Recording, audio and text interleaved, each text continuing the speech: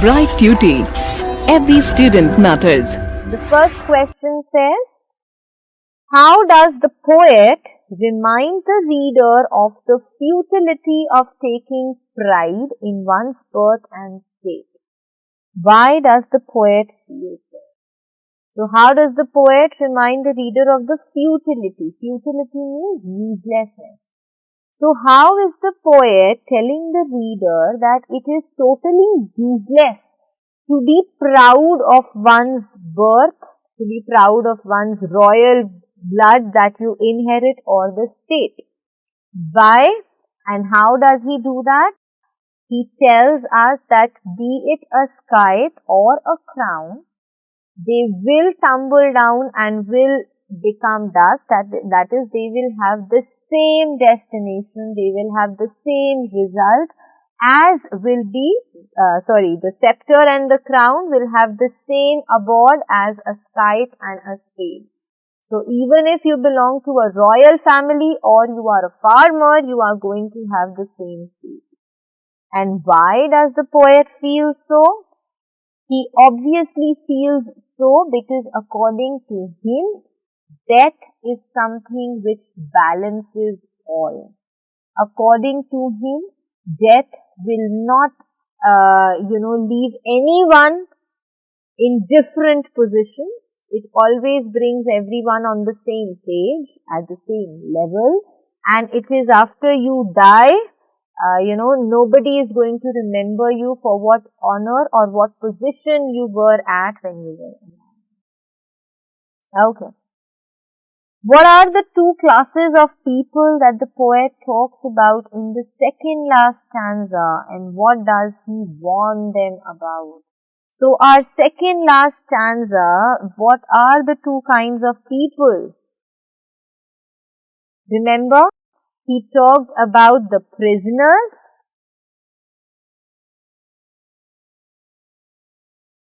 and the conquerors.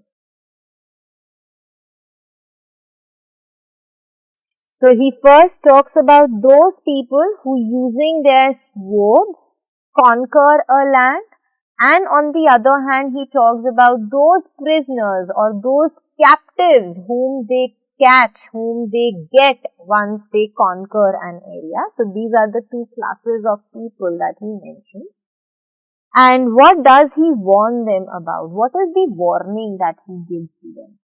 According to the poet, even if you are able to conquer, a land, conquer an area using your power, the ultimate, thing that you are going to reach is death.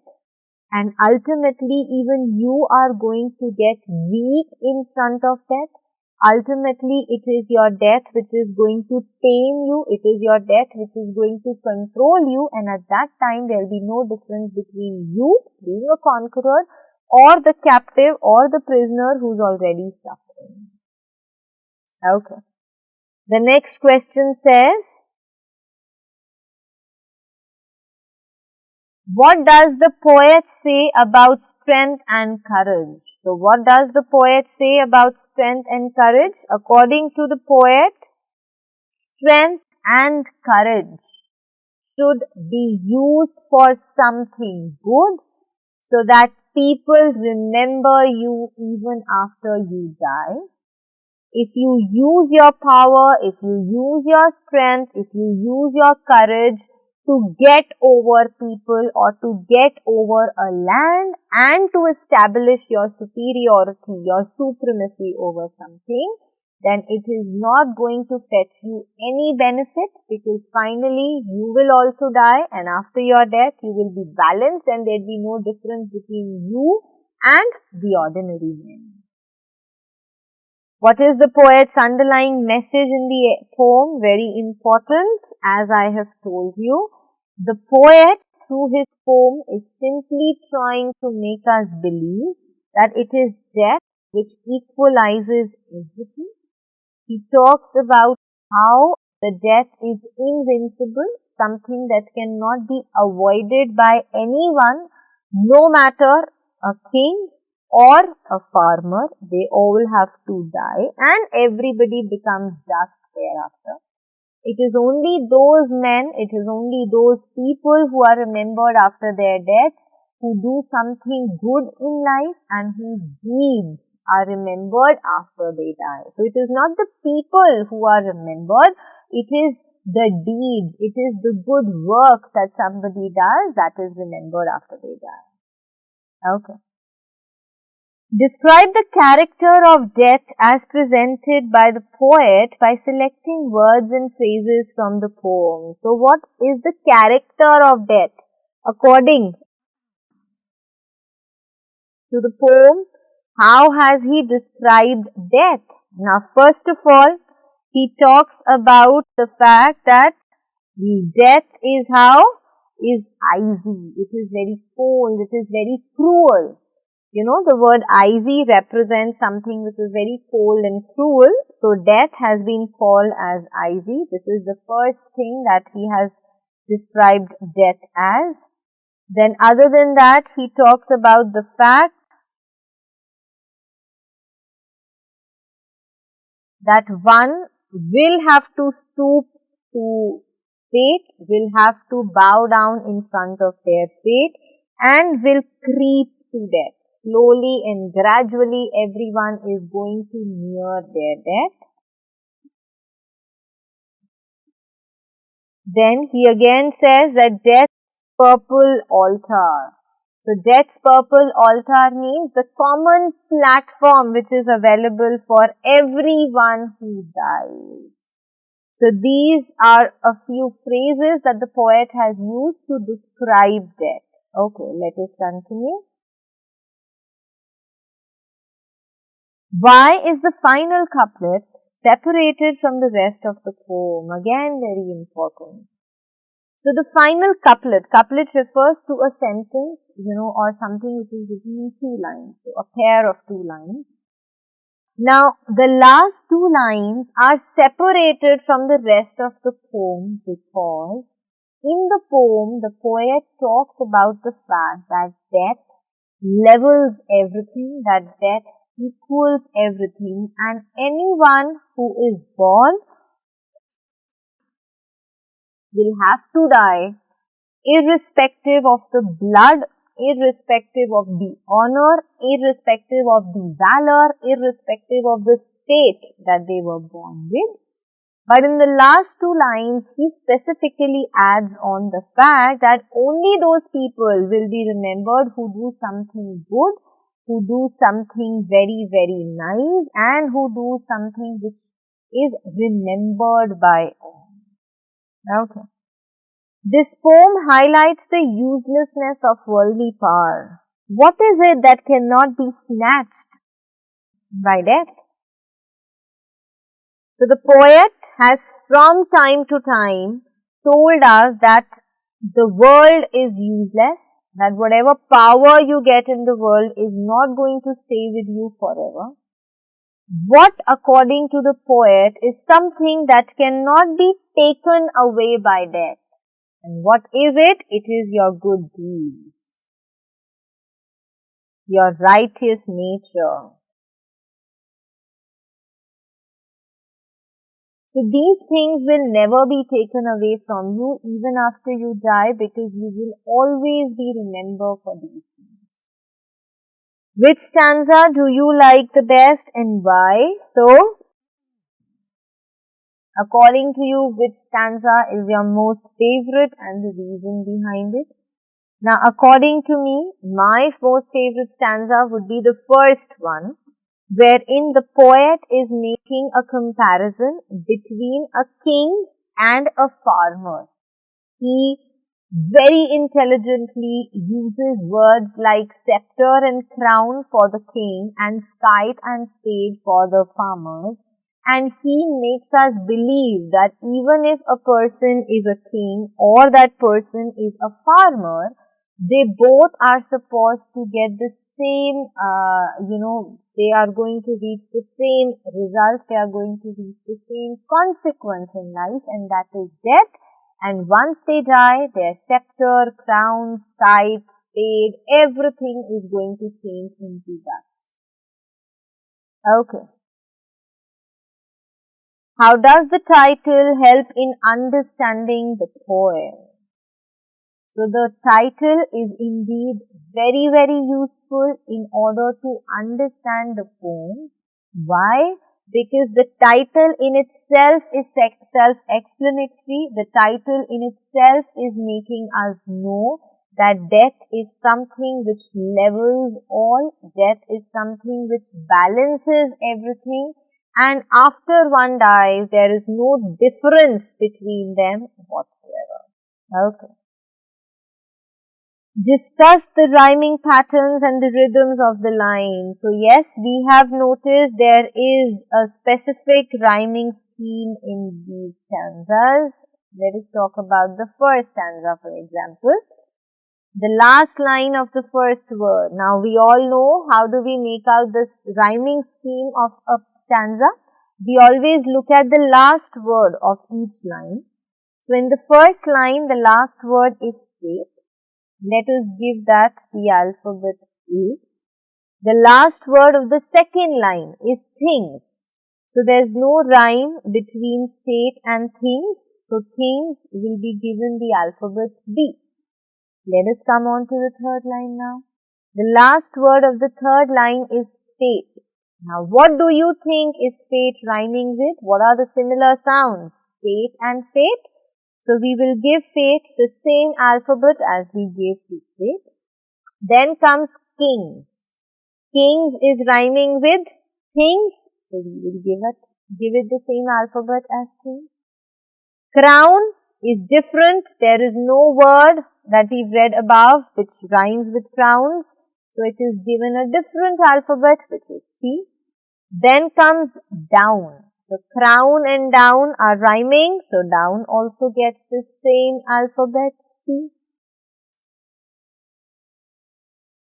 Made, different alphabet. So different sounds, so different alphabet. And then comes spade. Spade has the same sound as made. So it will also be given the alphabet D. So what is the rhyming scheme of the first stanza? It is A, B, C, C, D, D. This is the rhyming scheme of the first stanza. Always remember that whenever you write the rhyme scheme, it is written using small alphabets and not the capital ones. Okay. Let us move on to the second stanza. Field. We give it the alphabet A. Second is kill. Field and kill are not rhyming, so we give it a different alphabet, which is D. Third line, the last word is yield. So field and yield same, so we give them same alphabets. Still and kill are same, so we give them the same alphabets. Late and fate are same, so they both are given the alphabet C. And breath and death have the same alphabet, so they are given, have the same rhyming sound, so they are given the same alphabet. So what is the rhyming scheme of the second stanza? It is A, B, C, C and D, D. Exactly the one that we had for the first stanza. Let us move on to the last stanza. Bro, alphabet A. Deed, we give the alphabet B. Now, so brow and now, we have the same alphabet, we have the same sound, so the same alphabet. Bleeds and deeds have the same sound, so they have the same alphabet, that is B. Come and tomb and just and dust. So all the three stanzas, as we have just seen, have the same rhyme scheme, that is A, B, C, C and D, D. Okay. Now the two poetic devices which are used in your poem are personification and metonymy. Personification is a poetic device in which human characteristics are given to something which is non-living in nature, or something which is, or to an animal, or something which is neutral. Okay. So to a non-living thing, when we give qualities of a human being, we give qualities of a human, then that poetic device or that literary device is known as personification. Okay. Now, how is death personified in the poem? Throughout the poem, the poet has compared death to a man in front of whom you will beg, in front of whom you will creep, somebody who is going to take you to the altar. So all these indications are just emphasizing on the fact that death is something which personifies, so death has been personified in this poem. Now the next poetic device is metonymy. Now metonymy is that figure of speech in which a thing or concept is called not by its own name but the name of something which is associated with it. Very simple. Metonymy we have used in the first stanza, which I told you is my favorite stanza, wherein the words like scepter and crown are used to represent the king, and scythe and spade are used to talk about farmers. So directly using the words king and farmer, the poet has rather used indirect words like scepter and crown and scythe and spade to talk about these two classes of people. Explain the metaphor garlands wither on your brow. So garlands, like I told you in the poem when we discussed, the third stanza we are talking about here. So garlands refer to the honor that you get in life. On your brow means something which is bestowed to your head, something which you are honored with. So in this, through this metaphor, the poet is simply trying to say that no matter how many victories you have under your name, no matter how powerful you are, no matter how many praises and appreciation you get from the people, all these honors, all this respect which is given to you is going to wither down, is going to die, is going to dry, and is going to just vanish in the twinkling. Identify the emotions and feelings in the poem and how have they been communicated. So what are the emotions, what are the feelings in the poem? The underlying emotions and feelings in the poem that have been reiterated from each and every stanza is the fact that there is nothing known as, we should not differentiate people on the basis of their caste, on the basis of their blood, on the basis of their state, on the basis of their position. Because ultimately, every person has the same destiny. Every person has the same altar, every person has the same platform where he or she is supposed to be. And after he or she becomes dust, nobody is going to remember them for the position and honor that was given to them. So this is indeed the underlying emotion in this thing. Okay. Reference to context. So, the glories of our blood and state are shadows, not substantial things. There's no armor against fate. Death lays his icy hand on things. Scepter and crown must tumble down, and in the dust be equal made with the poor krug, scythe and spade. So what are the things that are immaterial according to the poet? As he has mentioned, what are the things? The blood and the state. So your blood and your honor, your state are the two things which are not at all important and are immaterial in nature. Why does the poet feel so? The poet feels so because according to him, after one dies, he becomes dust, and at that time nobody can differentiate between dust. Nobody can tell that this dust was left of a king and this dust was left of a farmer. So everybody gets equal in the eyes of death, and therefore all these things are inevitable, and they should not be paid attention. How are all people made equal? The people are made equal because of death. Okay. Some men with swords may reap the field and plant fresh laurels where they kill, but their strong nerves at last must yield. They tame but one another's skill. Early or late they speak to fate, and must give up their murmuring breath, when they, pale captives, speak to death. So, what fate do the brave and timid meet? So, what is the fate of those who are either brave or those people who are very scared? The same fate is that they are going to die. So, everyone is supposed to die one day. When they, pale captives, creep to death, who are they in these lines? They over here refers to those brave people who are also the conquerors and who use their swords in order to capture an area or make a few people captives there. What is the rhyming scheme of these lines? The rhyming scheme we've discussed. So, A, B, C, C and D, D. This is the rhyming scheme. The last stanza says, the garlands wither on your brow, when boast no more your mighty deeds. Upon death's purple altar now, see where the victor victim bleeds.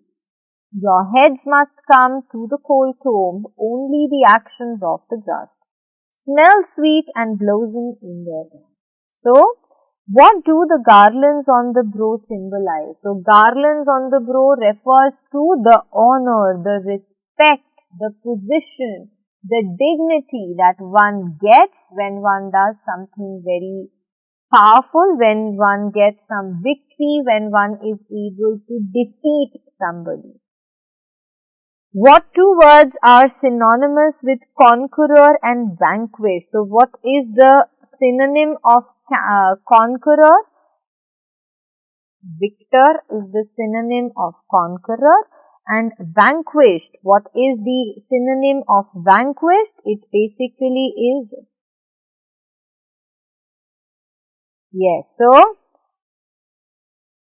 somebody who's a victim is the one who's actually vanquished by people. Okay. What is the final outcome? The final outcome is death.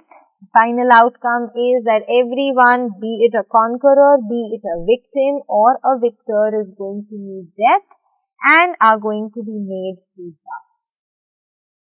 So with this, my dear students, we come to the end of this poem. The entire poem has been explained to you well. Every line, every word, every sentence, everything has been done. The back exercises are discussed with you at length. So I hope that the poem is very much clear to you.